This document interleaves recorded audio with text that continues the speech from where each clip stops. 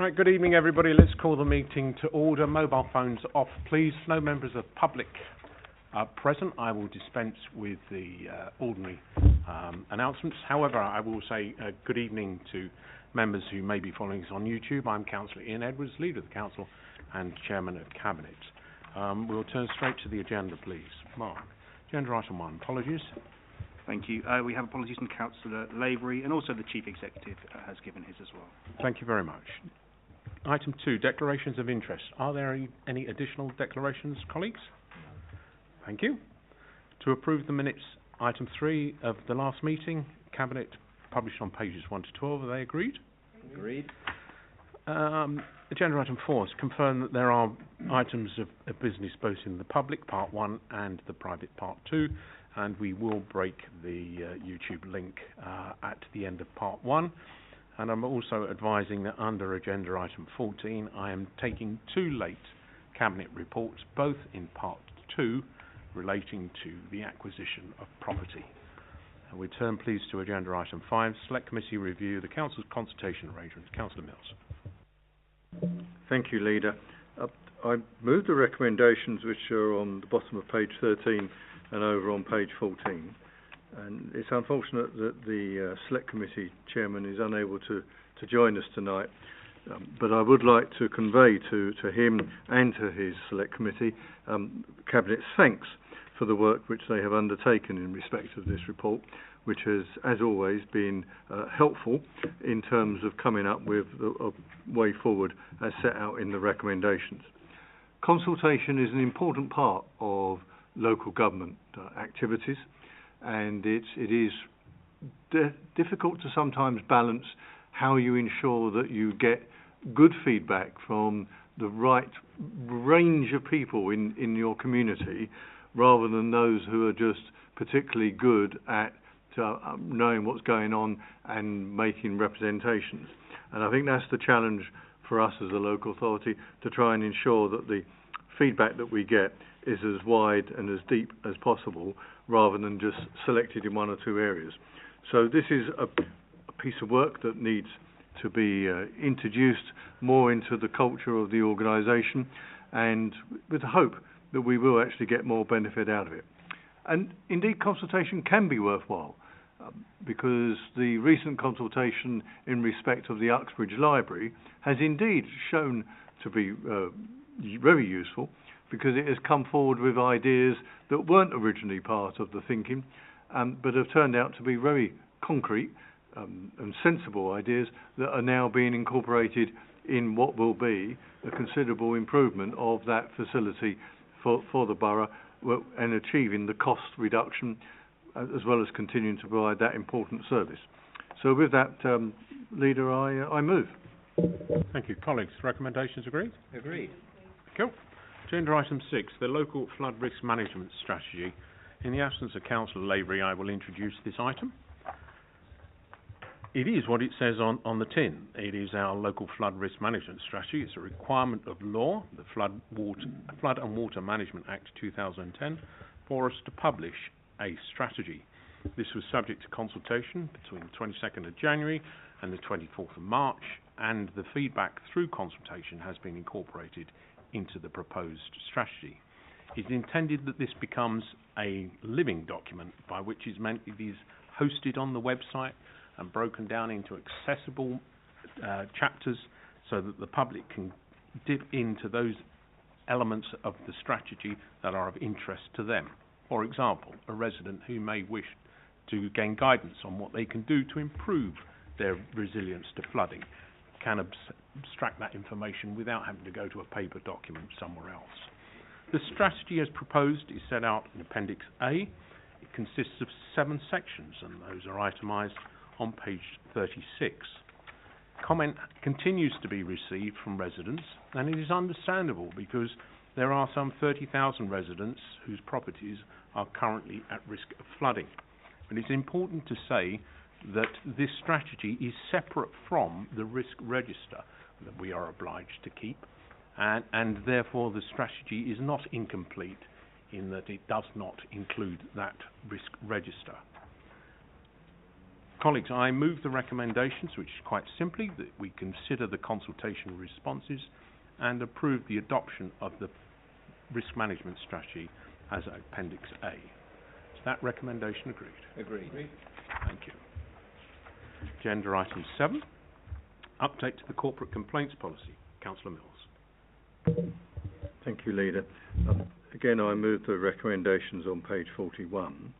This exercise really is about updating our policy, driven by changes of guidance that have been issued by the Local Government Social Care Ombudsman and indeed the Housing Ombudsman Service. And the practical effect for us is actually, I think, beneficial in that it reduces the number of formal complaint stages that we've had from 3 down to 2, and therefore makes it, I think, a more slicker process. And it also makes it, I think, easier for us to clarify that informal complaints should be actually dealt with and considered as service requests rather than as they have been in the past. And those 2 important amendments are incorporated in the revised policy and will enable us again to, I think, continue to operate efficiently and deal with complaints that are, what I would say, warranting the need to actually investigate further as to where the local authority may not have performed at its best on first offering. I move. Colleagues, thank you. The recommendations agreed? Agreed. Agenda item 8, the Youth Justice Strategy 2024 to 2029 Policy Framework. Councillor O'Brien.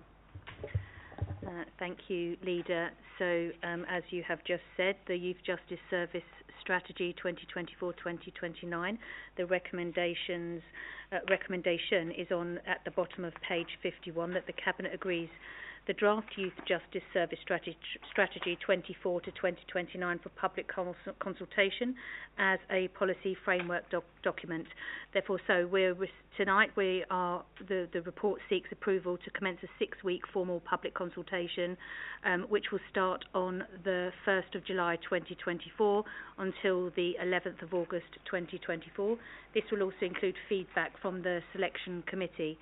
So the proposed draft Youth Justice Strategy Service builds on the success of youth justice services and sets out a clear vision on how services are delivered to our residents and the key priorities for the next coming 5 years to continue to be responsive and meet challenging demands and requirements.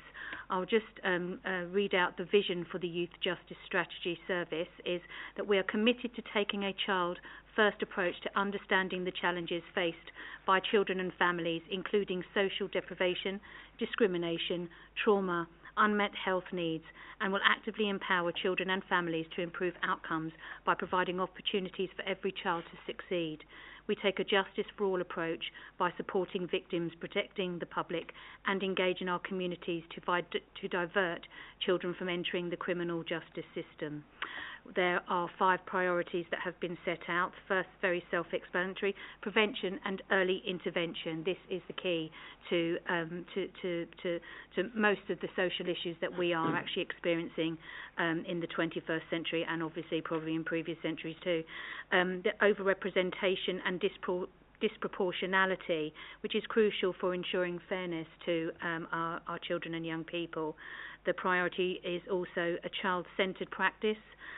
We want to reduce reoffending and also provide victims and restorative justice, which gives victims a voice and an active role in the justice process, whereby most victims do not get that voice nowadays. So as I said, the strategy is on page 57 of this report. The recommendations I've just read out to you on page 51. I therefore move.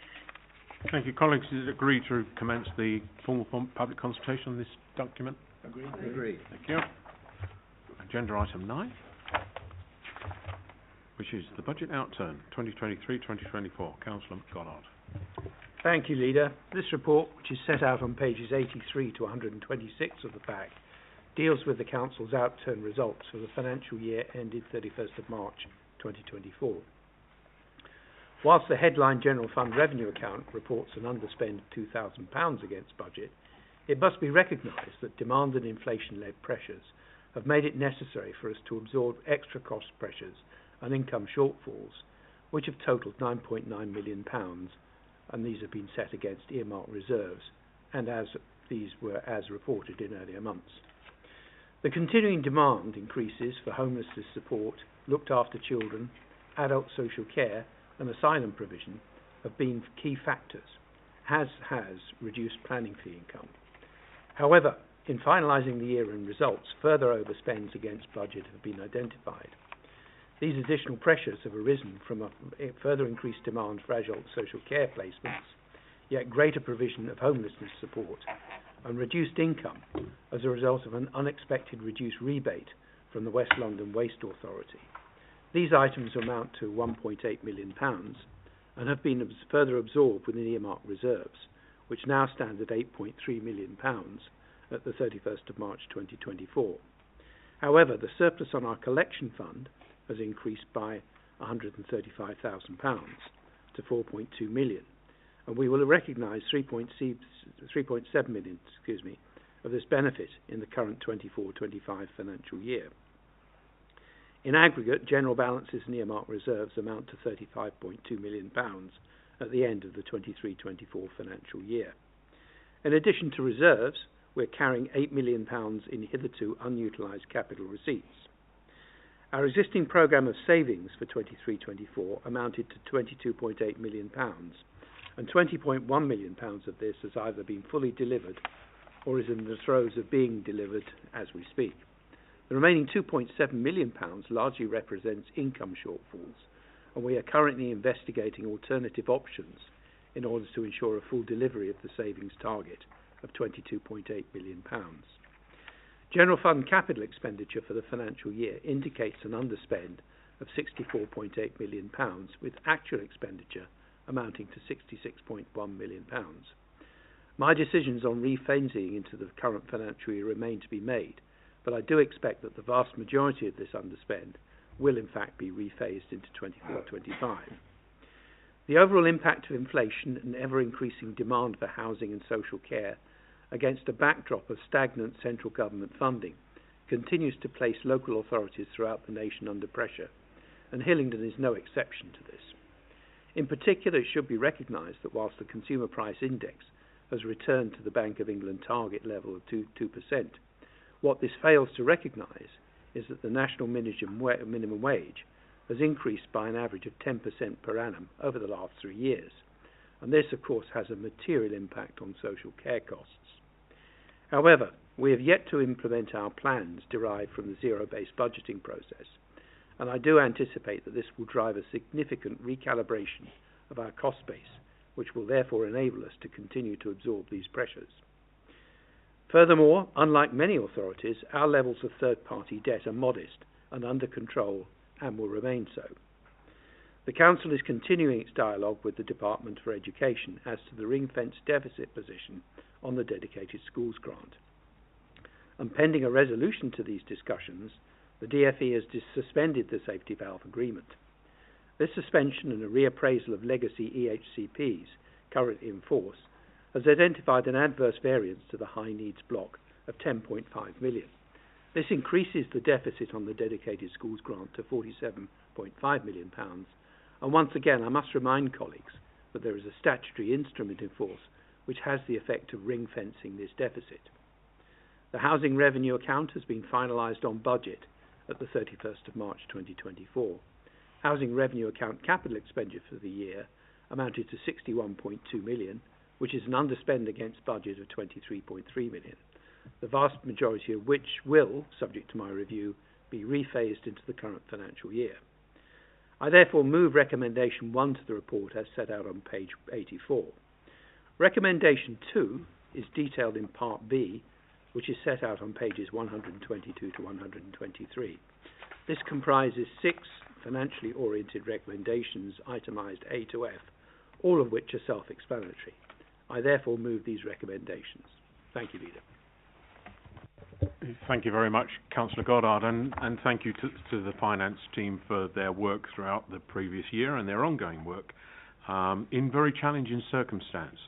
The pressures that are on this local authority are no different than the pressures on other local authorities, and I know that all in local government await the decisions of the next government as to how we are to be supported to ensure sustainability of service. However, we have taken the view, as you have suggested here, that we are not expecting a bailout, and we are taking our destiny into our own hands with a review of our structures and costs, and we will be driving out savings additional to those that have already been identified. It's been a challenging time for Cabinet members as they lead their own portfolios to reduce expenditure, but it's been a particularly challenging time for you, Councillor Goddard, in stewarding this work across us all. I'm greatly indebted to you for that work. Thank you. Colleagues, are the recommendations agreed? Agreed. Cool. Public preview matters to be considered in private. This is agenda item 10. This is a report for the public interest that gives more information on those matters that we will now consider in private. And I ask the link be broken. Thank you, Mark.